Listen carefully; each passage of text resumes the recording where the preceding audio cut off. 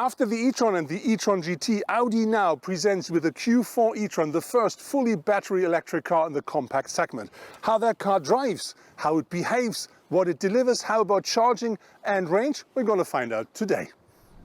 If you're interested in a Q4 e-Tron, you have to expect a price here in Germany, which starts at about 43,000 euros. If you want the middle version, which is the Q4 40 e-Tron, that starts at 47,500. And if you want to have the top one, it's the car that we're driving, then you have to expect something around 53,000. With a width of 1,87 m, the Q4 e-Tron is rather compact and, typical Audi, comes with a large single-frame radiator grille. For the first time, it's now possible to order matrix LED headlights, which offer 4 different daytime running light signatures to choose from. The base version of the Q4 e-Tron is already very nicely equipped, so you will always have a climate control on board, and you will also have, for instance, this multifunctional steering wheel and a lot of other stuff. But it is not a real Audi if you can't configure a lot of extras into that car. And with that, you have to be quite careful, because you can easily raise the price of the car quite up to the sky if you do click everything you may like. One option that you may think about is the so-called Edition 1 models, because they do offer quite a nice package of extras, but they are not very cheap, so you can easily pay 8,000–9,000 extras for these models as well. At the moment, you can order 3 different powertrains for the Q4 e-Tron. The smallest one is for the Q4 35 e-Tron, which offers you 125 kilowatts as a maximum, and that's a rear-wheel powered car. The next step is the Q4 40 e-Tron, that then features 150 kilowatts, also rear-wheel powered. The top version, the car we're driving, is the Q4 50 e-Tron Quattro, and as you can hear, this is a car with 2 engines, so both axles are powered, and that car features up to 220 kilowatt as a maximum. Important with this engine is the rear one is a permanent synchron engine. The front one is an asynchron engine, which can just run if not needed without giving you any negative effects. When we talk about performance, the top version accelerates from 0 to 100 km per hour in only 6.2 seconds. Top speed for all the models is 180 km per hour. When we talk about range, the winner here is the Q4 40 e-Tron. That offers you up to 520 kilometers regarding to WLTP, but also the top version offers you a little less than 490. The materials and the craftsmanship in that car are typical Audi, so I would say on a quite high level. So you will find soft touch, you will find leather, you will find metal, you will find glossy black and loads of very nice surfaces, and that together really gives the car a very, very nice look. Everything is really nicely made, and if you're looking for plastic, you will find it a little bit lower than the center console, which means yes, of course there is plastic, but that's also very nicely made, so it looks great. It gives you, it doesn't make any disturbing noises, so that really is something I really do like inside on the car. Another thing which I really do like is how these displays and everything is orientated to the driver, which really surrounds you, and that gives you the perfect cozy feeling while driving. On the side, the Q4's large wheel catch the eye. The base version comes already on 19-inch rims. However, 20 and 21-inch alloy wheels can be ordered. Overall, the Q4 e-Tron is 4,59 m long and has a wheelbase of 2,76 m. The wheel arches are strongly emphasized by distinctive lines. Together with a high shoulders and a flat window graphic, this ensures a very dynamic look. There are no analog instruments anymore in that car, so the cockpit always features a 10.25-inch screen, which you can configure the way you want. So you can have, for instance, the with the view the button here, you can change between the 2 different views, and on top of this you can have different informations in the center, which means you can have things like range, things like infotainment, or the big map, or whatever you prefer to look at. On top of this, you will always have a 10-inch touchscreen for the infotainment, and that infotainment features live data. You can also connect with Apple CarPlay and Android Auto to your mobile devices. You of course find digital radio and many, many other things. If you say 10.1 inch is not enough, you can have up to 11.6 as well. The maximum boot capacity of the Q4 e-Tron is 520 liters with the rear seats up and that increases up to 1,490 if you fold down the complete rear bench. But that's the normal one. If you talk about the more sporty, the E-Tron Sportback, that car delivers 15 liters more with the rear seats up and 30 less with the rear seats down. Of course, you can tow things with your Q4 E-Tron. This is an optional feature. The maximum tow capacity is 1 ton for the rear-wheel powered cars and 1.2 for the Quattro version.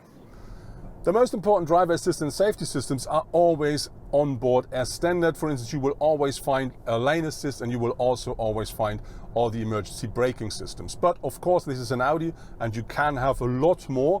Most of it is packed in quite nice packages, and so you will definitely find what you're looking for to make the car as comfortable and as safe as you want. The rear is dominated by the broad shoulders and the flat taillights connected by a light band. In addition, the E-Tron signature was embossed in the rear bumper, making clear that this is an electric vehicle.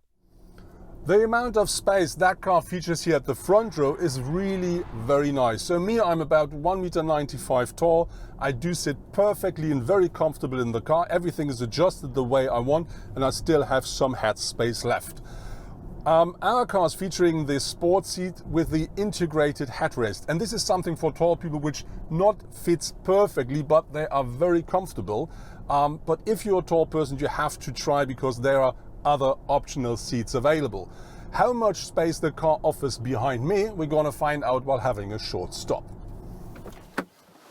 So this is the short stopover to see if I can sit behind me.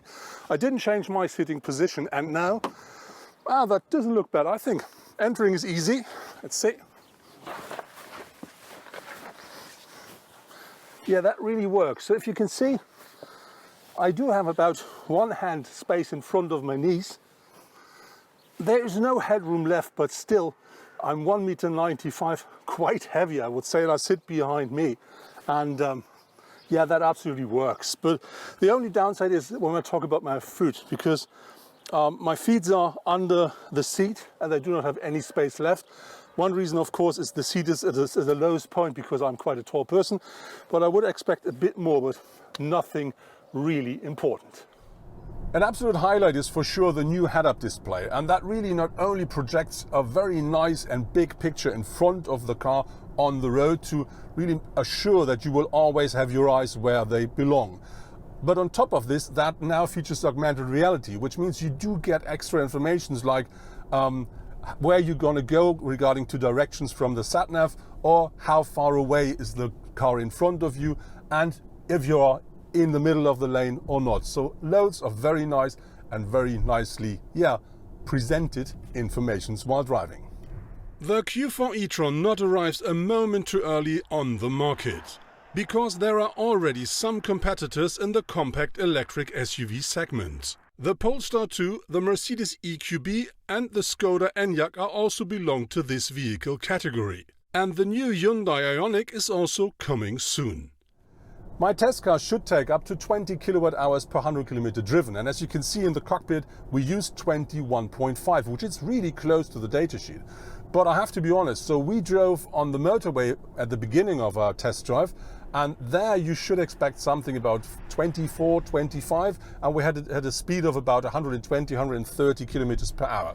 But now, after about 110 kilometers, as you see, the average is now 21.4. And I think that really is quite a nice number. There are two different batteries available for the Q4 E-Tron. So the smallest engine, which is the Q4 35 E-Tron, that one features a 52 kilowatt hour battery net capacity. The other two, they do have a 77 kilowatt hour battery on board. When we talk about charging, Audi promises 100 kilowatt as a maximum charging rate for the smaller, and 125 for the bigger battery if you're on a DC charger. If you go on a wall box, that's a 7.4 or 11 kilowatts. When we talk about the charging time, they say, of course, we will not reach that here because our car still has about 35% battery left. But if everything is perfectly set up, you're gonna reach about, in 10 minutes of time, 130 kilometers of extra range. Recuperation is crucial for an electric car, and so Audi offers a standard mode which is called D, and that is like if you lift the foot off the pedal, it's like sailing, so nothing really happens. It's even less than with a combustion engine and an automatic gearbox. But on top of that, you can have B, which is a completely different mode, because that one provides you with a maximum recuperation, and if you then lift your foot, the car really reduces speed massively. And if you say you don't like that, you also have the opportunity in D to change the between different modes while using these pedals here at the steering wheel, and so you can really adjust the level of recuperation the way you want. Regarding to the storage compartments, Audi really made their homework when we talk about the Q4 e-Tron. So you will not only find standard compartments in the door, at the front, in the lower part, you will also find a bottle holder here at the top, which is perfectly reachable. On top of this, you have the center console here, which is looking like it's hovering. And beneath that, you have a big compartment where you can also use wireless charging. Behind that, you do find 2 extra cup holders, and then you have this adjustable armrest with quite a big compartment underneath that. On top, at the front, you will find a standard glove box. Looking on the rear seats, yes, of course, you do have standard compartments in the door, but you will also find these bottle holders as well, very similar to the ones here at the front. And on top, if you need extra cup holders, you of course find 2 of them in the middle armrest on the rear seats as well.